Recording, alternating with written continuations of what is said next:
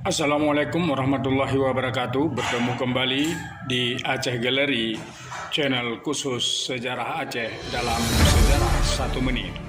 Hari itu, tanggal 23 Maret 1873, dengan kapal perang Citadel van Antwerpen, Nieuwenhuizen, dengan tambahan 2 kapal, Marnik dan Kerhout, mendarat di Labuh Meraksa.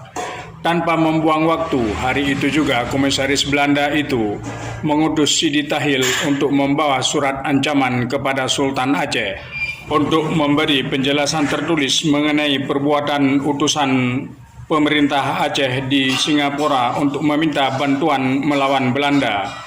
Hal ini dianggap oleh pihak Belanda sebagai pelanggaran perjanjian perdamaian, persahabatan, dan perdagangan pada tahun 1857 yang ditandatangani oleh Kerajaan Aceh dan Belanda.